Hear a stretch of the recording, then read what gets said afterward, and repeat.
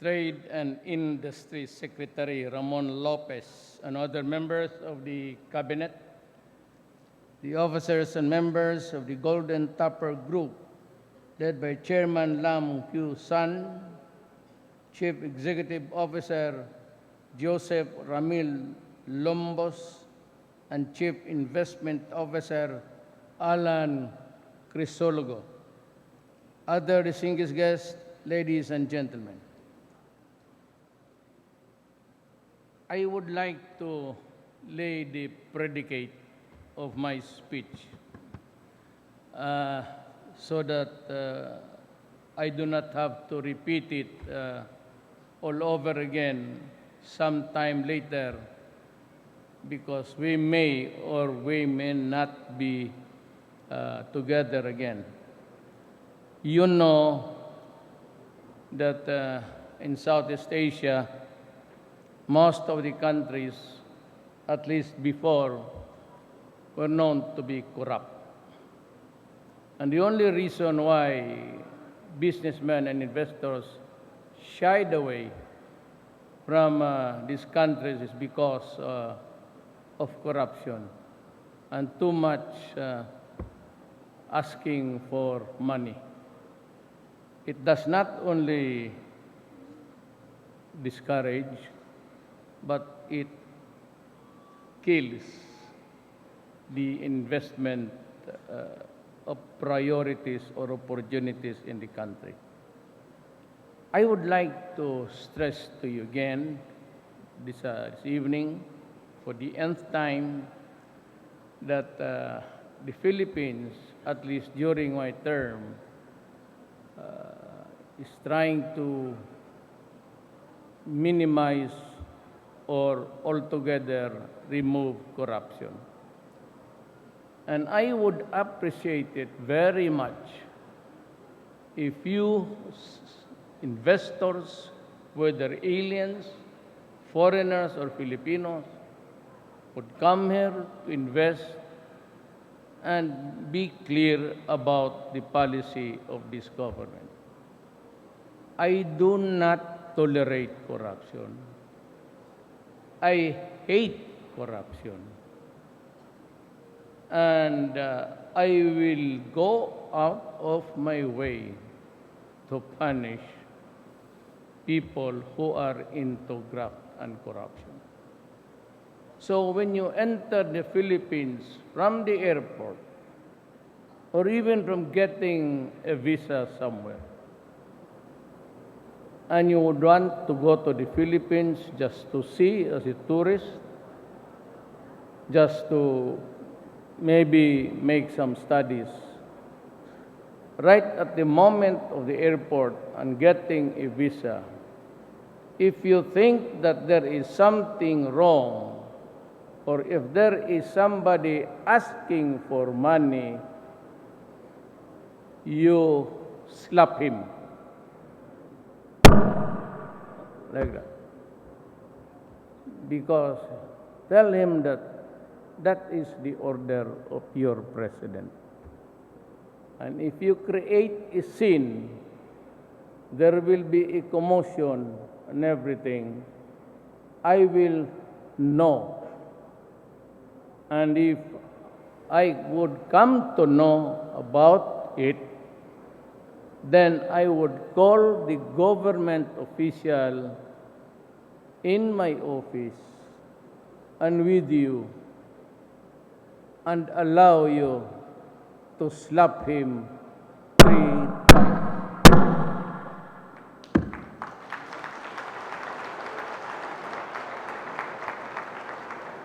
That is the only way where you can help me and you can help yourself from harassments, from pressures, extortionists.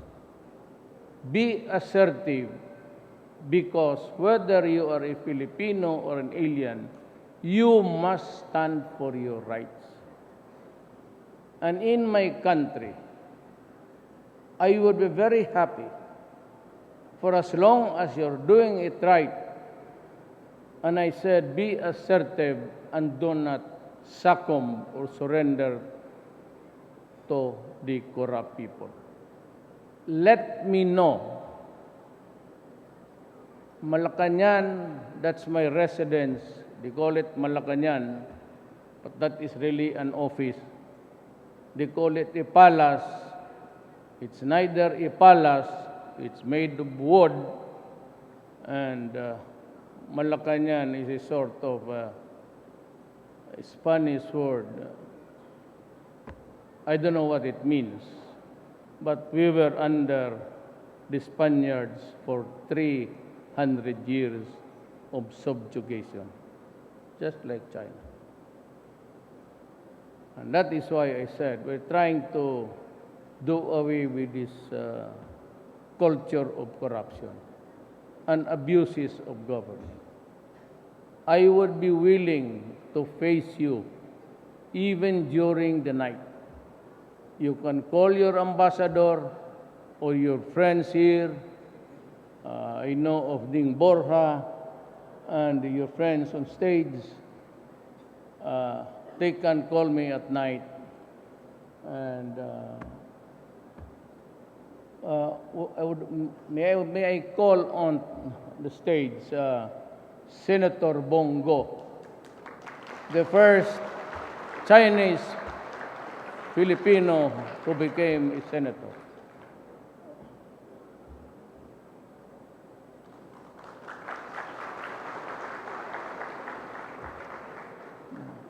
Used to be my aide for 21 years until the Filipino people took notice of him as a handsome Chinese guy from China. So you can go to him, he's in Congress, and you report to him or to anybody else. Anyone at all, any military, police, from the office of the president, from the office of immigration, and what else. If you are being extorted or being asked of money, and this Bureau of Immigration, which has control over aliens in the country, they are under strict orders that they will be fired and maybe killed afterwards. I do not want people destroying the government now because we are improving, and that is why you guys are coming here. I want to make a personal guarantee that these things will never happen again, just like maybe in the olden times. I just want everybody to behave. And I also expect that behavior from you. We just obey. There are rules to be followed. Just obey the rules. And nobody's going to disturb you. Nobody's going to molest you. Nobody's going to, ask for this and ask for that. Whenever you transact in government, I am sure you have agents to do it for you. Tell them that on the directorship level, I only give them 15 days. Beyond that, you report to me. Because I will call him and ask him why it took him more than 15 days. If it's a cabinet position, I give him 1 month, the cabinet member. And if he exceeds beyond 30 days, tell me. And I will call him. And I will ask him to explain to you why the shit are you doing that.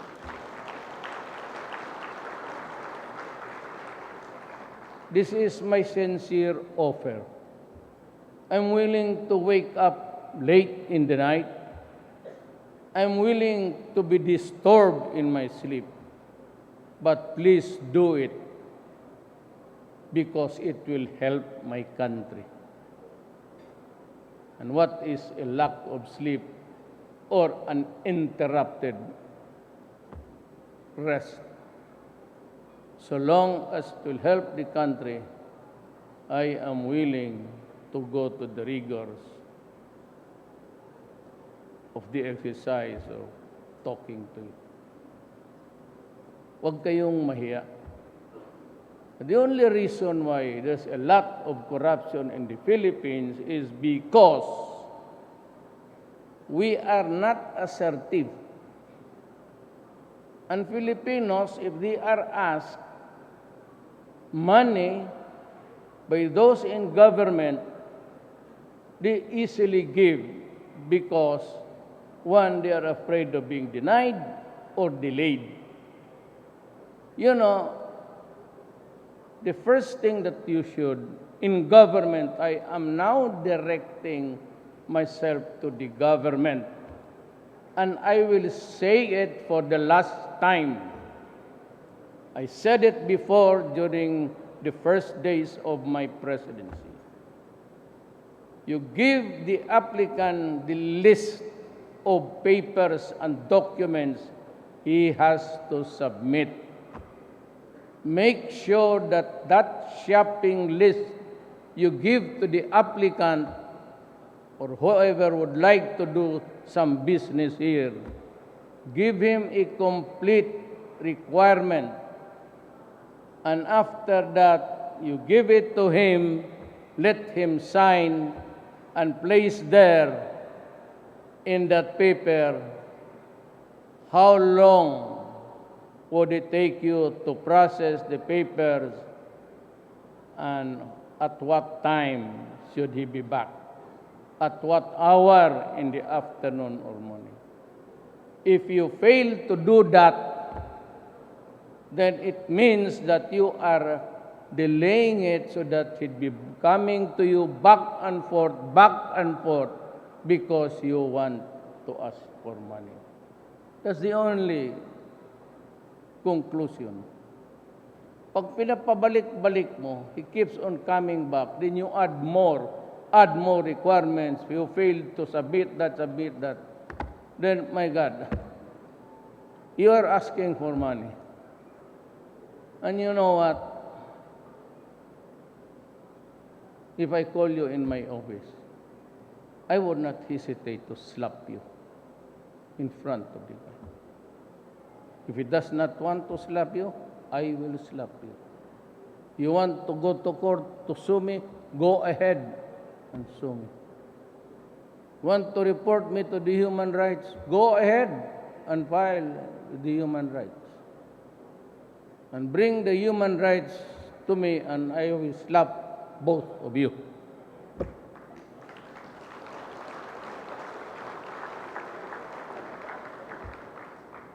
You know, we're trying to make this world a better one. It's not easy. People are sometimes swayed by just an appeal. They can be made to obey by just giving the advice. But there are some people, like policemen, you have to beg, then they are at it again, and they sell drugs, and they go scot-free, and they think that they are the lords of this country. Well, I'm sorry to tell you, everybody dies in this world, but you will go ahead first. Remember that. And to the human rights, remember this rule. For those who are evil, do not ever think that you are the only one who is evil. For all of us in this world are evil. So I would not hesitate to be evil if you start making my country progress and develop so that my people, our children, can enjoy the benefits of a good life, with government taking care of them. And I now read the prepared speech so that the ladies who work on this tirelessly will have the satisfaction, or else they would look at me after this with sharp eyes. I am glad to join you today as we gather for the launching of the Golden Toppers flagship projects in the City, Clo, and La Vida condominiums. Clo. Over the last few years, this administration has endeavored to create an environment that is conducive for business and enticing to foreign local investors. I acknowledge and thank the people behind Golden Topper Enterprises for recognizing our gains in this aspect and for showing your trust in this administration by investing in the Philippines real estate industry. May these groundbreaking projects not only set the standard of excellence, creativity, and innovation in your industry, but also cultivate an environment that will encourage healthy competition among the best real estate developers in this region. Indeed, the success of this endeavor will surely cement your status as the government's reliable partner in propelling the Philippine economy forward. It will also highlight your role as an important partner in spurring infrastructure development, generating more jobs, and sustaining the steady growth of our economy. I am also confident that with the success of this business venture, we will not just further expand foreign investment in the Philippines, but will also enable us to strengthen our relations with other countries, especially our Asian neighbors. However, while I recognize the potential of these projects to help the Philippines withstand future challenges in the global setting, I nonetheless stress that your building should never serve as a haven for undocumented foreign workers or for the manufacture of and trafficking of illegal drugs. This is in line with this administration's unrelenting commitment towards the eradication of corruption and illegal drugs in this country. I am sure that with me in this drive, especially considering criminality and illegal drugs are detrimental to the good business. May I just say, and I have repeated it several times, that if you go into drugs, if you're a drug lord, or if I catch you importing or manufacturing drugs in this country, and you destroy my country in the process, I will kill you. Make no doubt about it. Even with the United Nations listening, I will kill you. Period. I don't mind. I can throw your Pasig River is big enough to accommodate 10 people every time you throw them. Or the sharks of Manila Bay are getting hungry. They are not well fed. And a human flesh would fatten them, I suppose. For those who are in there, those foreigners, I will not particularize. But there are foreigners who come here to play their trade, lending money, and if the debtor cannot pay, they kidnap, and sometimes they ask for ransom. And even with the delivery of the money for ransom, they just go ahead and kill the victim. You know, we're good friends with everybody. But I will not hesitate even to tell your ambassador, I killed your idiot citizen because he was fucking in my told you not. Especially kidnap or ransom, and those who kidnap and kill, even if the money has already been delivered, to me, you are just also another carcass. There is no other order to the police. It's to capture you dead or alive. Preferably dead, so that you cannot go back to your country to do crime again and be back again in my country to do another thing. Let us be very clear. You can come, you can play your trade, you can commit your crimes. But if I catch up with you, it is dead or alive, preferably dead. Alive, I have to feed you. There's a rice crisis in this country. One mouth less would be good for my country. Huh?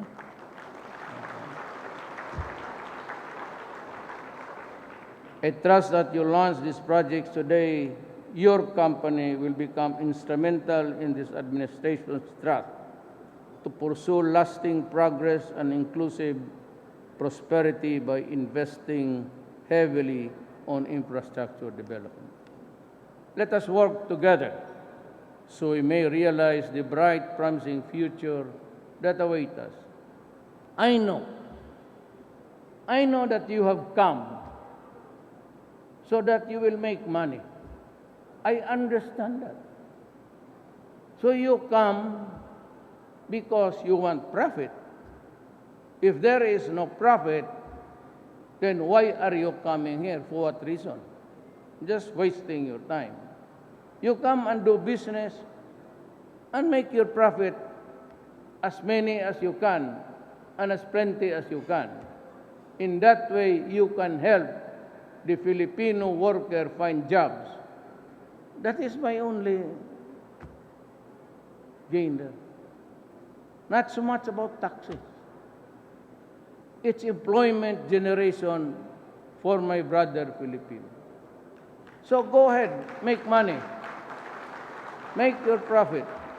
Pay the right taxes, pay the laborers the right salaries, and then I will assure you that your return of investment, your ROI, you can get it anytime you want. That is the long and short of my guarantee to you. Just do it right, follow the rules, and we'll follow us. If there's a breakage in the rule, let me know, and I will correct it immediately at once. Thank you.